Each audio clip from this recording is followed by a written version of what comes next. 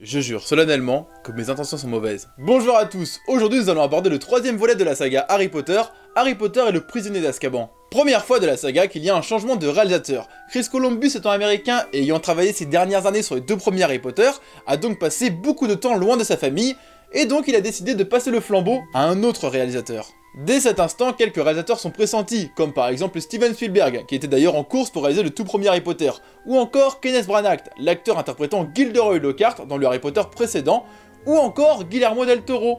Mais le projet tombera et restera dans les mains d'un autre réalisateur mexicain, Alfonso Cuarón.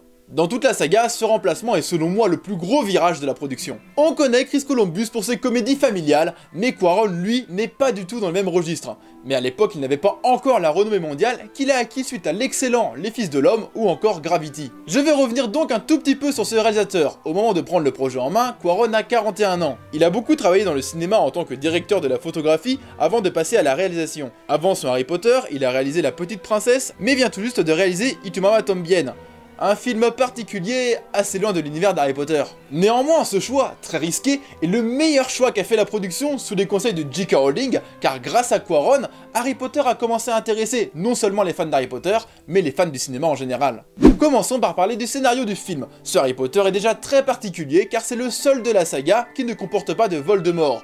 Voldemort est bien entendu brièvement cité, mais apparaît comme un personnage extrêmement secondaire. Pour ceux qui avaient beaucoup apprécié les adaptations sages et honnêtes de Columbus, Cuarón va tout changer et va adapter à l'écran uniquement ce dont il a envie. Dans sa note d'intention, le réalisateur souligne le fait que son film parlera de l'entrée d'Harry Potter dans l'adolescence. Ainsi, il nous fait comprendre à demi-mot que toute l'histoire qui ne touchera pas Harry directement sera mise à l'écart. C'est pour cela que l'histoire des maraudeurs n'est même pas évoquée, alors qu'elle me paraît très importante et centrale dans le troisième livre. D'un point de vue artistique, Cuarón va changer pas mal de choses, et plutôt dans le bon sens. Les détraqueurs vont devenir des créatures volantes, chose qui n'est jamais précisée dans les livres, ce qui va donner d'ailleurs au passage des sacrés maux de tête à l'équipe en charge des effets spéciaux. Mais rien qu'avec ce choix, Cuarón va déshumaniser totalement les détraqueurs et également leur éviter une comparaison si douloureuse avec les Nazgûl du Seigneur des Anneaux. Concernant Dumbledore, bien que le décès de Richard Harris oblige la production à intégrer un nouvel acteur à l'équipe, Cuarón choisit tout de même de transformer un Dumbledore très Merlin l'Enchanteur en un Dumbledore plus différent. Meanwhile,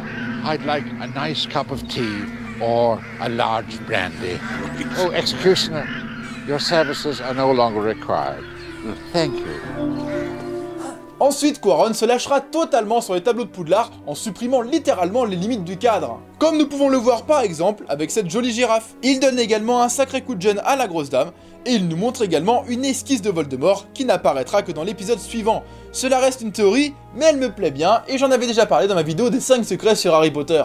Bien sûr, il ne jette pas non plus tout à la poubelle. D'ailleurs, je trouve cela très intéressant, la manière dont évolue la relation Ron-Hermione. J'avais d'ailleurs beaucoup parlé de cette relation dans les précédentes analyses. Et dans ce film, nous pouvons voir un petit rapprochement gênant lors du cours d'Hagrid, pour laisser plus tard place à un vrai contact physique sans gêne. L'adolescence battant son plein, et la frontière fille-garçon n'étant plus aussi imperméable que durant l'enfance, le réalisateur nous offre alors un vrai contact physique entre ces deux-là. Et Harry, dans tout ça, et il reste de côté, un peu à l'image du film où il est très souvent seul et isolé. Dans l'opus précédent, Harry était en quête d'identité concernant sa place dans l'école, Gryffondor ou Serpentard. Avec l'arrivée de l'adolescence, sa vision va s'élargir et il ne va plus être à la recherche de sa place dans l'école, mais à la recherche de sa place dans le monde. C'est donc tout à fait logique que ce soit à ce moment de sa vie qu'il se pose tant de questions sur ses parents et sur son passé en général. Cette profonde solitude dans ses questionnements est d'ailleurs soulignée dans les moments où Harry se contemple dans son reflet. Que ce soit au-dessus du lac de Poudlard lors de son vol avec Buck, ou encore dans la vitre du train. Cuarón traîne d'ailleurs quelques secondes supplémentaires sur ce plan pour souligner son propos. Parlons maintenant de la mise en scène de Cuarón, et donc revenons sur la première scène du film, chez les Dursley avec la tante Marge. Cette scène du film pourrait être un court-métrage à part entière, et, selon moi, le meilleur passage chez les Dursley de toute la saga. En termes de mise en scène, Cuarón nous offre une petite palette d'entrées. En opposition avec Columbus, qui avait une mise en scène assez classique et où peu de plans dépassaient les 10 secondes grand maximum, Cuarón laisse tourner sa caméra comme pour filmer cette situation. Et c'est avant tout pour nous faire ressentir toute la frustration accumulée par le fait que ses parents soient insultés avant qu'il explose de colère. He didn't work, he was unemployed. And a drunk too, no doubt. That's a lie. What did you say? My dad wasn't a drunk. Don't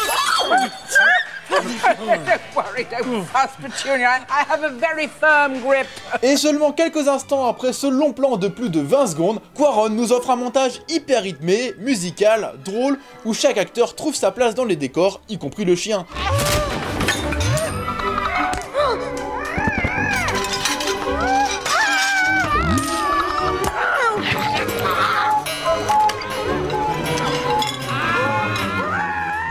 En résumé, Cuarón nous prouve en seulement quelques minutes qu'il peut passer d'un style de mise en scène à un autre avec une facilité déconcertante. Ce niveau de réalisation ne va pas diminuer au fur et à mesure de l'avancement du film. D'ailleurs, juste après cette scène, Cuarón nous fait comprendre que les trépieds et les rails de travelling si chers à Columbus ne seront pas tout le temps de la partie. Il choisit alors de mettre en place une réalisation que je qualifierais de plus organique, avec un sens du rythme bien plus aiguisé.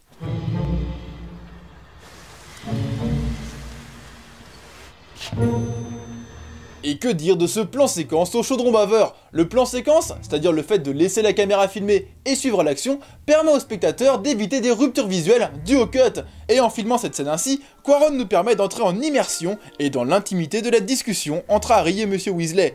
Nous remarquons également que les couleurs sont bien plus calmes et réalistes que dans les films précédents. Columbus c'était un peu « regardez ces couleurs chaudes et saturées, c'est le monde merveilleux de la magie ». Cuarón c'est plutôt « c'est magique, mais c'est normal, on est dans Harry Potter ». Nous pouvons également remarquer des petits clins d'œil vraiment bien sentis dans son film. Écoutez la question que pose Harry à Monsieur Weasley à la fin de ce fameux plan séquence. Harry, I want you to swear to me that whatever you might hear, you won't go looking for Black. Mr. Weasley, why would I go looking for someone who wants to kill me? En connaissant le livre, on serait tenté de répondre car Sirius est accusé d'avoir trahi tes parents à cause de Peter Pettigrew. Et devinez qui on voit sur le prochain plan? Un gros plan sur Croutard, Peter Pettigrew en rat, le personnage qui crée justement le lien entre Harry et Sirius. En résumé, ce plan répond tout simplement à la question qu'Harry a posée précédemment. Arrivé à Poudlard, la rédaction va continuer de servir la narration, et de belle manière, comme lors du discours de Dumbledore sur la lumière et les ténèbres. Une opposition centrale dans l'univers d'Harry Potter, dont nous avons déjà parlé dans les analyses précédentes, et ce discours est parfaitement illustré à l'aide de la bougie. But you know, happiness can be found even in the darkest of times, if one only remembers to turn on the light. Cuarón ne va pas non plus hésiter à se faire plaisir avec de très jolis plans aériens suivant le vol d'un oiseau ou la trajectoire aléatoire d'une feuille. Et que dire sur les changements de saison? L'arrivée de l'hiver est marquée par un très beau panoramique sur Edwige et sa fin par une éclaboussure du sol cogneur sur la caméra. Sans oublier le début et la fin du cours de défense contre les forces du mal du professeur Lupin, ponctué par des mouvements de caméra ambitieux et irrationnel d'un point de vue scientifique. Mais c'est ça qui est beau dans sa réalisation, c'est que Cuarón a réussi à faire de la magie en filmant un monde magique. C'est beau et agréable à regarder, non?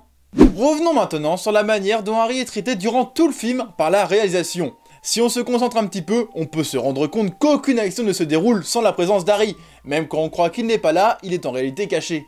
Quitte à modifier le scénario lorsque c'est Harry qui apprend la présence de Peter Pettigrew sur la carte du maraudeur au professeur Lupin, alors que dans le livre, le professeur Lupin l'apprend seul. Cette omniprésence d'Harry est justifiée par le fait que nous suivons sa transformation, le conduisant à l'adolescence, du début jusqu'à la fin du film. Du moment où il se tripote sous les draps en se cachant comme un enfant, au moment où il jouit enfin d'une grande liberté, permise par l'adolescence lors de son premier vol sur l'éclair de feu. Et c'est bien ça le thème du film, comment Harry est passé de ça à ça, comment il est passé du tout premier plan du film au tout dernier plan du film, comment il est entré dans l'adolescence. Et le film retrace toutes les émotions symboles de cette période charnière de la vie, de la colère incontrôlable à l'espoir d'une vie meilleure. He's asking me to come and live with him. That's great.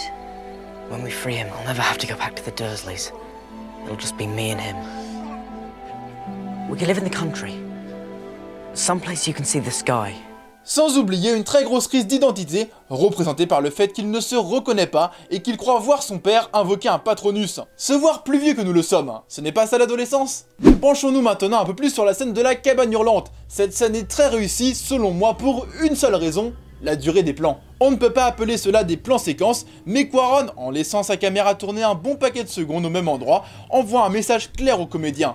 Faites votre travail, moi je ne bouge pas, tout dépend de vous. Et c'est tellement agréable de voir des acteurs, aussi bons au passage, fonctionner par duo ou par trio sans être interrompus par des cuts au montage. Give me a reason.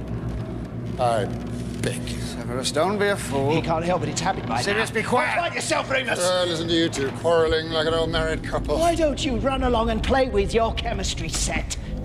À ce moment-là, je trouve également que nos 3 acteurs de Golden Trio se mettent au niveau de leurs aînés pour nous offrir une excellente scène dans la cabane hurlante. On peut également souligner que l'instabilité de la situation est illustrée par l'instabilité du décor. La scène de la cabane hurlante représente également tout ce que les détracteurs de ce film détestent, le fait de couper une grande partie de l'histoire du livre et de n'en garder que des miettes pour l'adaptation cinématographique. Comme je l'ai dit précédemment, le film a fait quasiment l'impasse sur toute l'histoire des maraudeurs et sur le calvaire qu'a subi Sirius à Azkaban. Mais à mon sens, c'est un mal pour un bien. Et là, je rentre dans le moment où je défends Quaron avec une petite dose de mauvaise foi.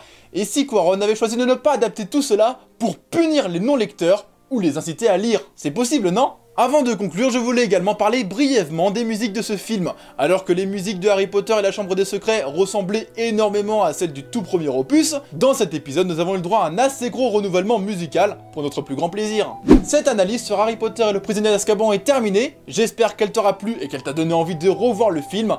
Personnellement, cette chronique a été plus intéressante à réaliser du fait que ce soit Quaron derrière la caméra. D'ailleurs, j'ai dû raccourcir un tout petit peu le script pour éviter que la vidéo ne fasse 25 minutes. Et si je devais donner un seul défaut à ce film, c'est qu'il fait passer les 2 précédents pour un peu fade. Bon après, pour ne pas totalement blâmer Columbus, il faut dire que Quaron avait à sa disposition un bouquin avec beaucoup plus de matière à adapter. On se retrouve donc demain pour analyser Harry Potter et la Coupe de Feu, le film que j'ai le moins apprécié de la saga. Mais fait accompli.